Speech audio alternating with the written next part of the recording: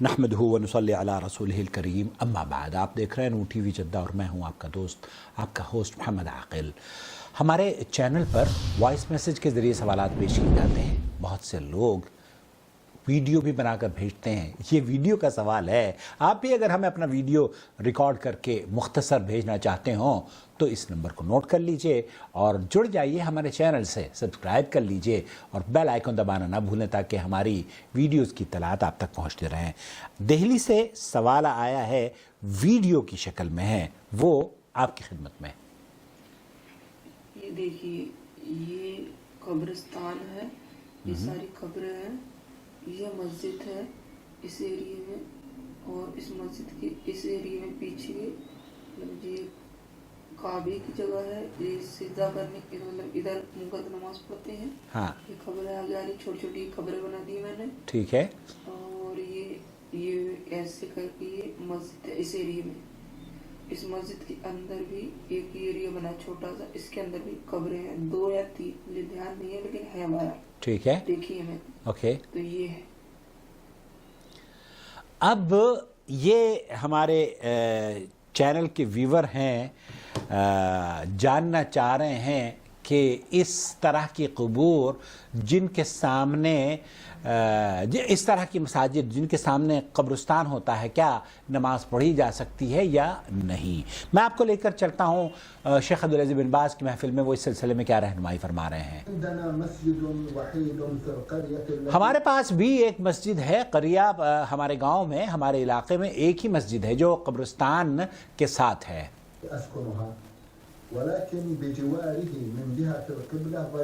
جس طریقے سے اویس دہلی سے پوچھنا چاہ رہے ہیں نا کہ سامنے قبرستان ہے، تو یہ بھی شیخ بن باز سے کہہ رہے ہیں کہ قبرستان بالکل سامنے ہے، اور دونوں کے درمیان، قبرستان اور مسجد کے درمیان ایک دیوار بھی ہے، وہاں پر کوئی دروازہ بھی نہیں ہے، وہ نظر بھی نہیں آتی ہے۔ یہاں شیخ عبدالعزیز بن باز اور شیخ محمد بن صالح العثیمین وغیرہ کے فتاویٰ میں نے دیکھے ہیں، وہ اختصار سے آپ کی خدمت میں پیش کروں گا۔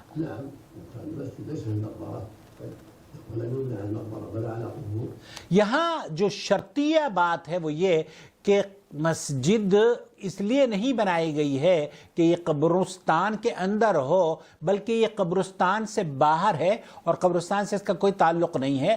یہ ایک الگ بات ہے کہ سامنے ہی قبرستان ہے اور آپ اس کو دیکھ نہیں پا رہے ہیں، تو شیخ بن باز یہ کہہ رہے ہیں کہ اگر آپ کو نظر نہیں آ رہی ہے اور قبروں سے آپ کا کوئی تعلق نہیں ہے اور دیواریں اونچی ہیں اور قبرستان سے بالکل الگ ہے تو کوئی حرج نہیں ہے، الصلاۃ فیہا صحیحہ۔ لیکن یہاں جو اشکال پیش کی جا رہی ہے، جو بتایا جا رہا ہے کہ دہلی میں جس مسجد کا تذکرہ کر رہے ہیں وہ مسجد کے احاطے میں بھی قبریں بنائی گئی ہیں۔ دہلی میں عام طور پر میں نے دیکھا ہے بہت سی مساجد ایسی ہیں جو کہ احاطے میں قبریں بنائی گئی ہیں، تو ایسی احاطے میں جو قبریں ہیں نا، میرے خیال سے فتح پوری مسجد میں بھی قبر ہے، تو ایسی مسجدوں میں نماز پڑھنا جائز نہیں ہے۔ اگر مفصول ہے اور آپ قبرستان کی وہ جو قبریں ہیں دیکھ نہیں پا رہے ہیں اور ایک خاصا پارٹیشن ہے، تب تو کوئی حرج نہیں ہے۔ اگر قبریں آپ کے سامنے ہیں اور آپ کو نظر آ رہی ہیں اور مسجد کے اندر ہیں، تب تو لا يجوز، لا تصلوا علی القبور۔ اللہ کے رسول صلی اللہ علیہ وسلم نے فرمایا ہے کہ قبروں پر نماز مت پڑھو، قبروں پر بیٹھو مت۔ تو یہ صحیح مسلم کی روایت ہے۔ شیخ بن باز فرما رہے ہیں کہ ایسی قبریں جو کہ مسجدوں میں بیچ میں بنا دی جاتی ہیں یا مسجدوں کے سامنے بنائی جاتی ہیں، اس میں جائز نہیں ہے۔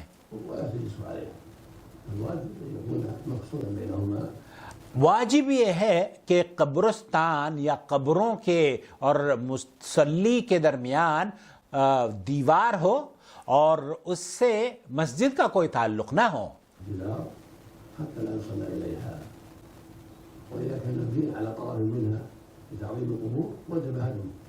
وجب عدمهم، شیخ فرما رہے ہیں کہ اگر وہ مساجد جو کہ قبرستان کے اندر بنائی جاتی ہے تاکہ یہ قبرستان کی ایک عظیم الشان اور یہ ایک منفرد قبرستان رہے، تو ایسی صورت میں ان مساجدوں کا گرانا افضل ہے، کیونکہ وہاں پر نمازوں کے لیے اللہ کے رسول صلی اللہ علیہ وسلم نے ممانعت فرمائی ہے کہ قبرستان کے اندر نمازیں پڑھنا درست نہیں ہے، سوائے قبرستان میں وہ ایک نماز تو ہو سکتی ہے جس کو آپ نماز جنازہ کہتے ہیں، باقی نمازیں نہیں ہیں۔ المبني في أرض سليمة ليس فيها قبور أو كانت القبور حافلة قدامه فلا يموت. اگر سامنے آپ کے قبرستان کے دیوار اور مسجد کے اندر بیریئرز نہیں ہیں اور آپ کے سامنے نظر آ رہی ہے، تب تو شیخ فرما رہے ہیں کہ وہاں پر نماز نہیں پڑھنی چاہیے، یہ جائز نہیں ہے۔ لیکن جیسے آپ نے بتایا کہ سامنے دیوار ہے، لیکن وہ جو دیوار ہے اس کے پیچھے بھی آپ یہ بتا رہے ہیں کہ مسجد کی باؤنڈری آپ نے بنا دی ہے اور اندر بھی قبریں ہیں، تو ایسی صورت میں جو قبریں آپ کی پشت پہ ہیں اگر وہ قبرستان سے بالکل الگ ملی ہوئی ہیں اور مسجد سے الگ ہیں تب تو جائز ہے۔ لیکن وہ مسجدیں جن کو جو تعظیم کے لیے بنائی جاتی ہیں مقبروں کی یا قبرستان کی، ان میں نماز پڑھنا درست نہیں ہے۔ واللہ تعالی عالم، صلی اللہ علیہ نبینا محمد وعلی آلہ وصحبہ اجمعین، والسلام علیکم ورحمۃ اللہ وبرکاتہ۔ السلام علیکم ورحمۃ اللہ وبرکاتہ۔ کیا ایسی مسجد میں نماز جائز ہے جہاں قبر موجود ہو؟ یہ ہمارے پاس سوال دہلی سے آیا ہے۔ فضیلت شیخ عبدالعزیز بن باز رحمۃ اللہ علیہ سابق مفتی مملکت سعودی عرب اس بارے میں فرماتے ہیں کہ حدیث سے یہ بات ثابت ہے کہ اللہ کے رسول صلی اللہ علیہ وسلم نے فرمایا، اللہ تعالیٰ یہودوں پر لعنت فرمائے کہ انہوں نے اپنے نبیوں کی قبروں کو مسجدیں بنا لیا تھا، بخاری و مسلم۔ اسی طرح یہ بھی صحیح حدیث سے ثابت ہے جو حضرت عائشہ سے مروی ہے کہ حضرت ام سلمہ و ام حبیبہ رضی اللہ تعالی عنہما نے رسول اکرم صلی اللہ علیہ وسلم کے پاس ایک گرجا کا ذکر کیا جسے انہوں نے حبشہ میں دیکھا تھا۔ انہوں نے بتایا کہ اس میں تصویریں بھی بنی ہوئی تھیں، تو رسول اکرم صلی اللہ علیہ وسلم نے فرمایا ان لوگوں میں سے جب کوئی نیک آدمی مر جاتا تو اس کی قبر پر مسجد بنا لیتے اور پھر اس میں تصویریں بھی بنا لیتے۔ اللہ تعالیٰ کے ہاں یہ لوگ ساری مخلوق سے بدترین شمار ہوں گے، اسے بخاری اور مسلم نے روایت کیا ہے۔ ایک اور حدیث جسے امام مسلم نے اپنی صحیح میں نقل کیا ہے، رسول اکرم صلی اللہ علیہ وسلم فرماتے ہیں، خبردار تم قبروں پر مسجدیں نہ بنانا، میں تمہیں اس سے منع کرتا ہوں۔ لہذا ایسی مساجد میں نمازوں کا ادا کرنا جائز نہیں جہاں قبر موجود ہو، اور اس موضوع پر احادیث کثیر تعداد میں محدثین کرام نے نقل کی ہیں۔ بعض حضرات کو مسجد نبوی کی وجہ سے شبہ ہوتا ہے، ان کے لیے عرض ہے کہ مسلمانوں کے لیے دلیل اور حجت اللہ کے رسول صلی اللہ علیہ وسلم کے فرامین ہے۔ اس کی مختصر سی رداد کچھ یوں ہے کہ سن 88 ہجری میں اموی خلیفہ ولید بن عبد الملک نے مسجد نبوی کی توسیع اور تعمیر جدید کے لیے مسجد کو منہدم کرنے اور ازواج مطہرات کے حجروں کو اس میں شامل کرنے کا حکم دیا، چنانچہ اسی وقت مسجد نبوی میں شامل کر دیا گیا۔ اس طرح قبر نبوی مسجد نبوی کے اندر آ گئی، اور جس وقت یہ عمل کیا گیا اس وقت اصحاب رسول میں سے کوئی بھی بقید حیات نہ تھا، یعنی کہ زندہ نہ تھا۔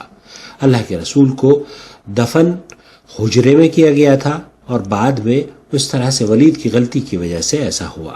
اللہ تعالیٰ اس کی غلطی کو معاف فرمائے، اور مسلمانوں کو چاہے وہ دنیا میں کہیں بھی رہ رہے ہوں اس سے اجتناب کرنا چاہیے، جس سے رسول اکرم صلی اللہ علیہ وسلم نے منع فرمایا ہے، اور اس بات سے فریب خور نہ ہو کہ بہت سے لوگ کیا کر رہے ہیں، کیونکہ حق تو مومن کی متاع گم شدہ ہے، مومن کہ وہ جائیداد ہے، وہ وراثت ہے جو کہ اس کو وہ گمشدہ ہو چکی ہے، اور وہ اسے جب بھی پا لیتا ہے تو اسے حاصل کر لیتا ہے۔ اور پھر حق معلوم کرنے کے لیے معیار مسلمانوں کے یہاں کتاب اللہ اور سنت رسول صلی اللہ علیہ وسلم ہی ہے۔ لوگوں کی آراء و اعمال مسلمانوں کا کبھی یہ معیار نہیں رہا کہ لوگوں کی آراء اور اعمال کو ہم دلیل بنائیں. کوئی کیا کر رہا ہے اس سے قطع نظر، دلیل یہ ہے کہ اللہ کے رسول صلی اللہ علیہ وسلم نے کیا فرمایا ہے. اللہ کے رسول نے منادی فرمائی ہے، وہ ہمارے لیے کافی ہے، حجت ہے.